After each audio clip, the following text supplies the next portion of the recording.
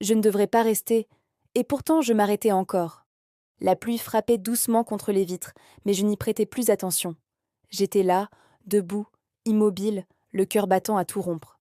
Monsieur Rochester était près de moi, beaucoup trop près, assez pour que sa présence m'enveloppe même sans oser le regarder. Je savais que je devais dire quelque chose, ou partir, faire n'importe quoi pour briser ce silence si dangereux qui s'installait entre nous. Mais je ne bougeais pas, je ne pouvais pas. Vous êtes bien silencieuse ce soir, dit-il finalement. Sa voix était basse, presque retenue, comme s'il craignait, lui aussi, de libérer les mots.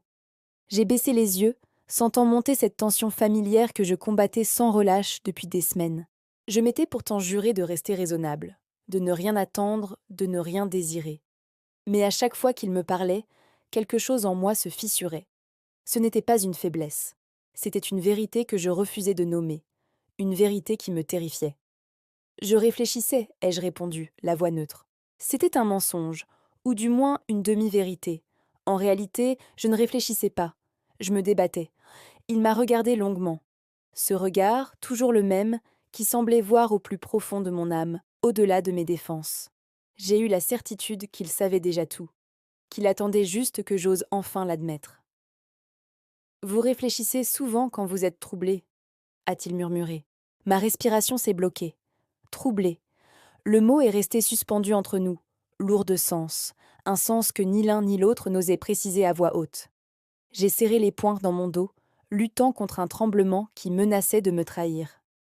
Vous imaginez des choses, monsieur, ai-je lancé, plus sèchement que je ne l'aurais voulu. Un sourire à peine visible a étiré ses lèvres, un sourire qui m'a aussitôt désarmé. Vraiment a-t-il chuchoté. Il a fait un pas vers moi, un seul pas, mais c'était suffisant pour anéantir la distance que j'utilisais comme rempart. J'aurais dû reculer. Je ne l'ai pas fait. Mon cœur battait si fort que j'ai cru qu'il allait l'entendre. Toutes les raisons pour lesquelles cette proximité était impossible m'ont traversé l'esprit. Tous les obstacles, toutes les conventions qui nous séparaient. Jane, a-t-il repris. Il a prononcé mon nom comme une question, ou peut-être comme un aveu qu'il retenait depuis bien trop longtemps. J'ai enfin levé les yeux vers lui. Nos regards se sont croisés, et à cet instant précis, j'ai compris.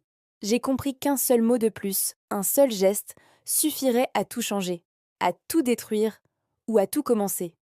J'ai ouvert la bouche pour parler. La suite de cette histoire est disponible via le lien en description.